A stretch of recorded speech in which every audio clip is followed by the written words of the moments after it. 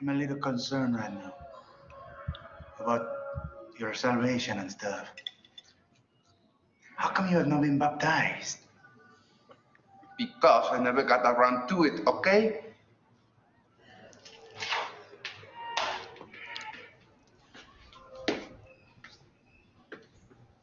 I don't know why you always have to be judging me. Because I only believe in science. But tonight, we are going up against Satan's caveman. And I just thought it would be a good idea if you... All right. That's from Nacho Libre. Nacho Libre, if you're wondering. So we're talking about arguments for God's existence. We're going to start with the design argument. And what I'm going to do is talk through the original version. But broadly speaking, this is an argument for God's existence deriving from the observation that there seems to be design in biological organisms, even in the organ systems of biological organisms. So think about the human eye or any mammalian eye or any eye at all, for that matter. And what you have is an organ that has a function that is in the eye sight. Its function is to see, right? And it's a very complex organ. It's incredibly complex. But all of the complexity is sort of ordered around the function of sight, right? Now, that's not always true, and we'll talk a little bit more about that later. There's such a thing in an organism as a vestigial organ. So like the human appendix, for example. I had my appendix removed when I was 8. On my 8th birthday, actually, on the actual birthday. And also that birthday, my birthday is June 13th, and that birthday was on a Friday. So that was a Friday 13th that I was in the hospital on my birthday getting my appendix removed. And all my friends had come in and my cousins had come in from out of town for my birthday party, and they basically had it without me. This sounds like a Michael Scott story all of a sudden. Anyway, the appendix, all that to say, the appendix is a vestigial organ. It does not really serve any purpose. And there are parts of organs that are vestigial too that don't serve a purpose anymore. So like if you look at your foot, right? Your foot does have a function. It's so that you can walk, or it's part of a bigger system that allows you to walk. But the pinky toe, for example, I think has been gradually shrinking over huge amounts of time, but over time, because it's just not serving much of a function. And you can imagine, regardless. So there are vestigial organs. There are vestigial parts of organs, and vestigial just means kind of outlived its function or its contribution to a larger function. At any rate, but if you look at the larger scheme of things, these are incredibly complex systems that serve a single function.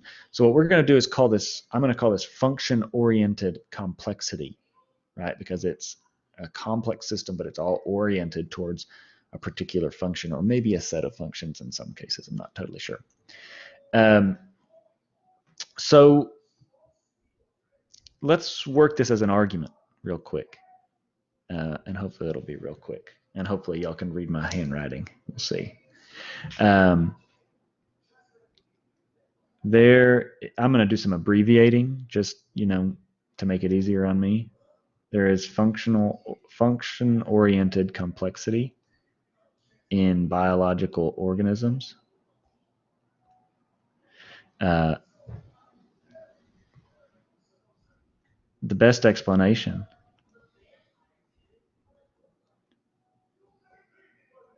of FOC, of function-oriented complexity in biological organisms, is an intelligent designer.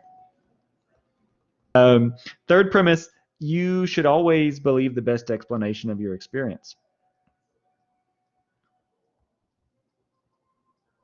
You should always believe the best explanation of your experience. If you can't read it, that's what it says. So, or therefore, you should believe in an intelligent designer.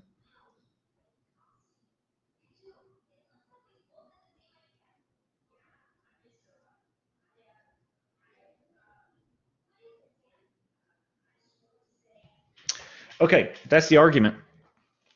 William Paley, let's step back for a minute. William Paley, I think 19th century British philosopher, theologian type, he had this analogy for explaining this argument. And he said, it's like if you were walking down a trail and you happened upon a watch. And, this is, an old school analog watch.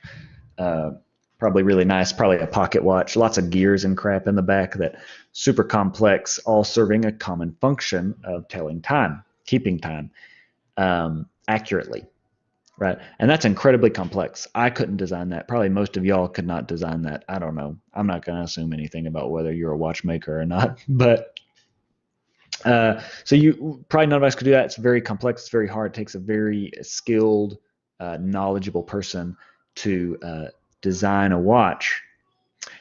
He said, look, if you go down the path and you see that watch, what are you going to conclude? That this just popped out of nothing by chance, or that it just kind of the raw materials happened to form a watch, like some rock rolled down the hill and hit some gold ore that was sticking out, and that happened to form some gears and stuff just by accident? Or are you going to conclude that somebody designed the watch? Well, obviously you're going to that someone designed the watch and made the watch by design, not accidentally, intentionally, and somehow someone lost it or whatever.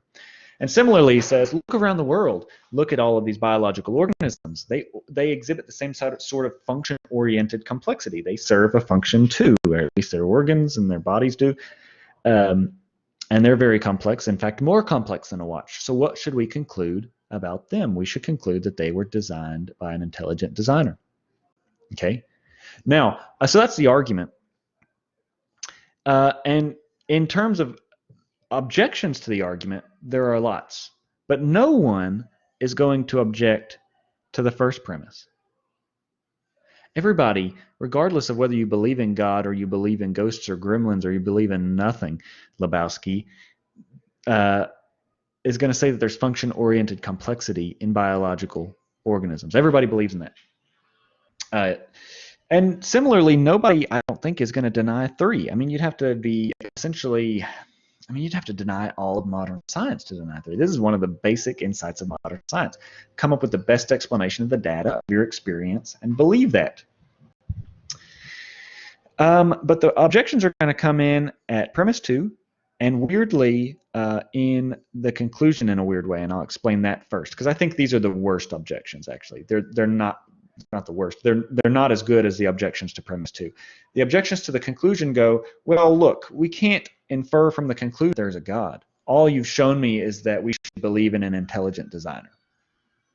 And David Hume, is a philosopher, another British philosopher, who kind of gave this objection in its most powerful form. He says, look, we can't conclude that this intelligent designer, even if we assume that the argument works, and that we can get to the conclusion 4, we can't assume that this designer was really powerful, or much less all powerful. We can't conclude that they were all knowing or all good, that they deserve worship. We can't conclude basically any of the traditional attributes of God. We can't conclude that there was only one intelligent designer. We can't conclude that either. So we can't even get monotheism out of this. We can't even conclude that this intelligent designer still exists, right? It could be that this designer designed this complexity in a way that it could reproduce itself, which, organic and biological organisms do, and then died or went away or something, right? So we can't conclude that this wasn't just an alien, for example, right? That designed ordered complexity in biological organisms.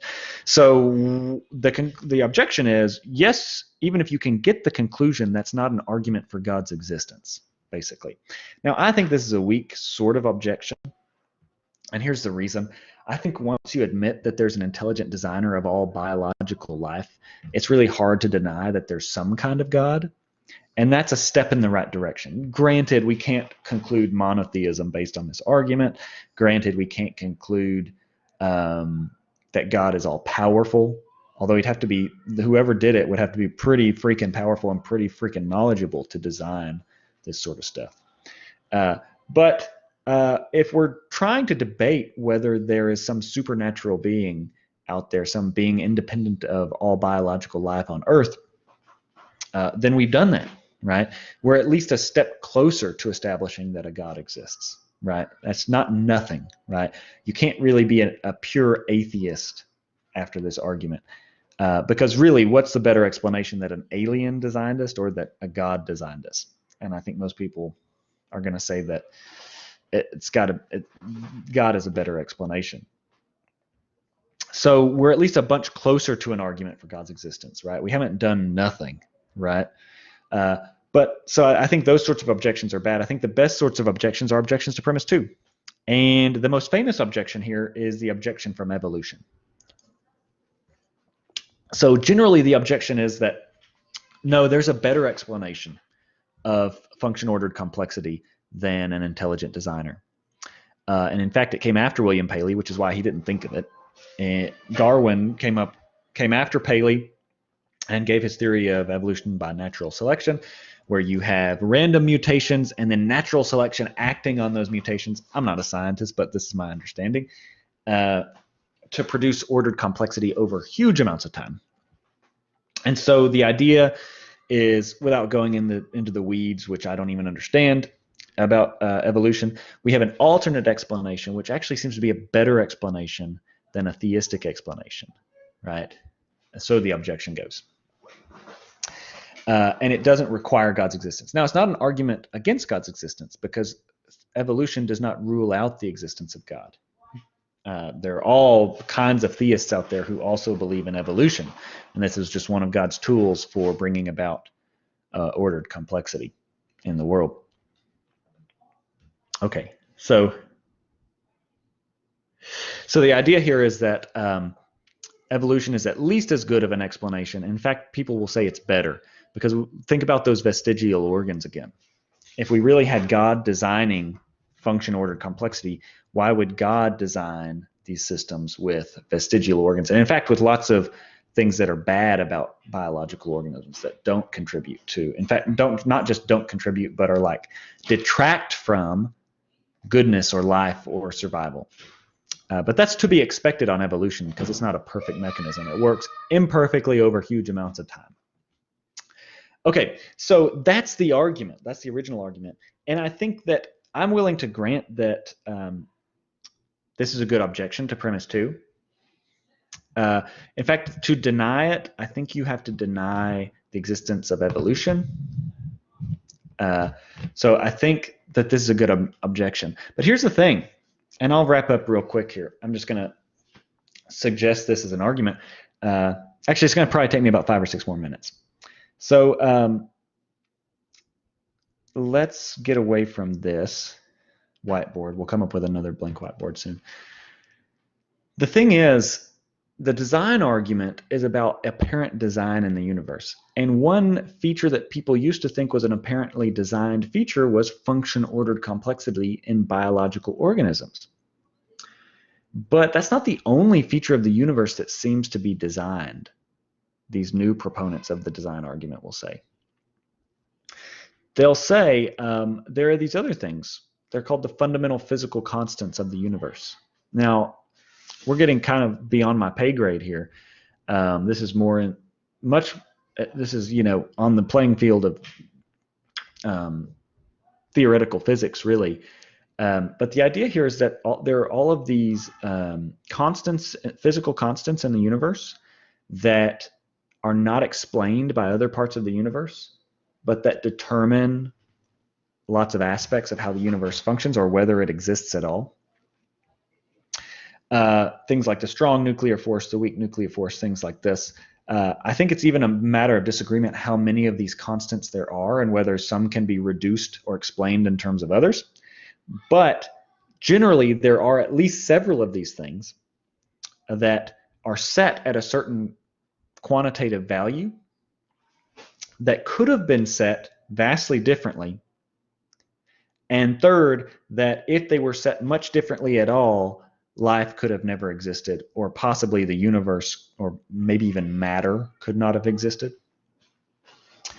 So again, I'm not an expert on the details, but here's my basic understanding, and I'll explain by a metaphor, right? So imagine that you are looking at a panel with a bunch of dials on it, right?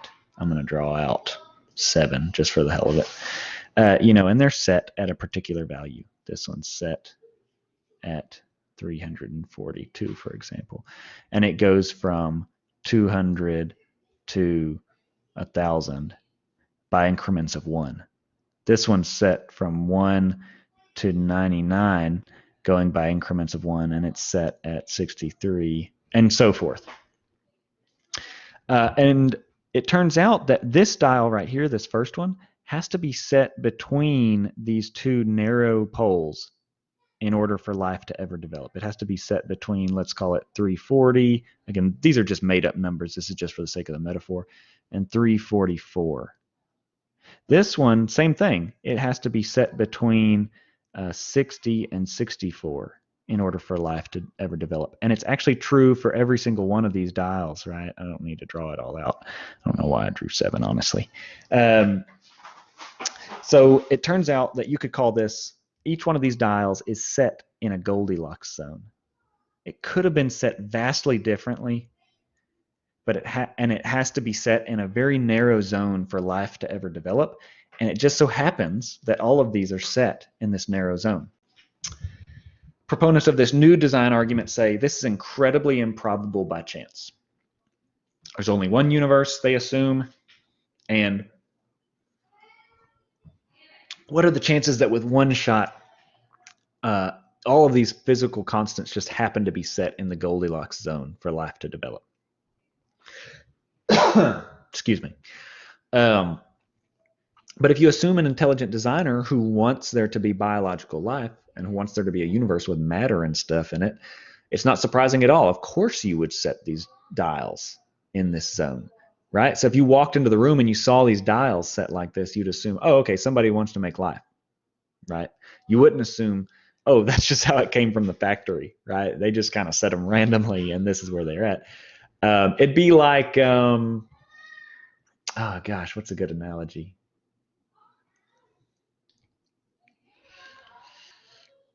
Yeah, it'd be like, okay, yeah, it's like, gosh, I'm so dated. I'm sorry, I'm so dated. I'm thinking in terms of iPods, and people don't even use iPods anymore. But suppose, I'm going to assume that y'all at least know what iPods are. So assume you buy a brand new iPod, factory iPod. God, I just feel ridiculous talking about this. Of course, I'm like still at the flip phone level of technology, right? So iPods are beyond me. I still have like 10 more years to go. Maybe in 10 years I'll buy an iPod. Anyway, so you buy a new iPod at the store. It's not refurbished. It's never been used. It just was manufactured.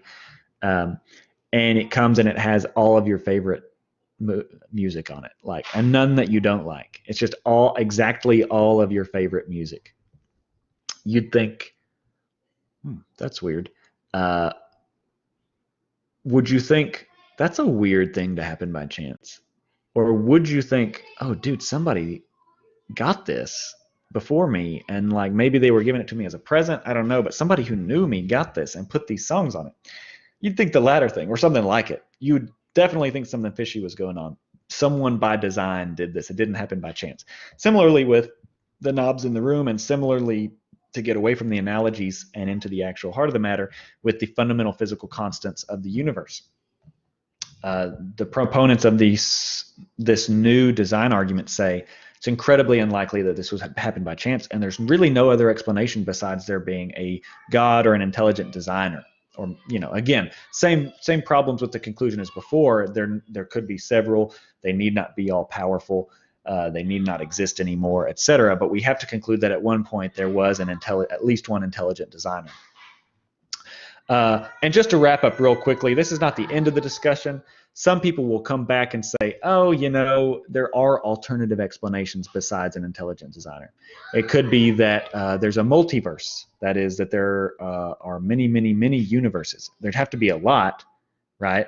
Because the chances of all these dials being set randomly in the Goldilocks zone is incredibly small, right? So you'd have to have lots of shots for it to happen by chance, right? It's like if you had a dice. I can never remember. I think it's dice is the singular. Whatever. If you had one and it literally had, you have to be huge, but if it had 9 billion sides, and you said, well, what are the chances when I roll this that it'll land on 7,643,221? Very low, incredibly low. But maybe if you roll it 10 trillion times, the odds are really good. But you have to roll it a lot of times. Similarly, if there's a multiverse, there need to be tons of universes in order for there to be any serious chance of there being a universe with the fundamental physical constants set in the Goldilocks zone. And now we're kind of out of my pay grade. This seems to me, this multiverse hypothesis seems to me ad hoc. It seems like it's created just for the purpose of getting out of believing that there's a God. But at the same time, I'm not aware of all of the arguments in theoretical physics that could point in favor of a multiverse. But anyway, food for thought. All right, I'll see y'all next time.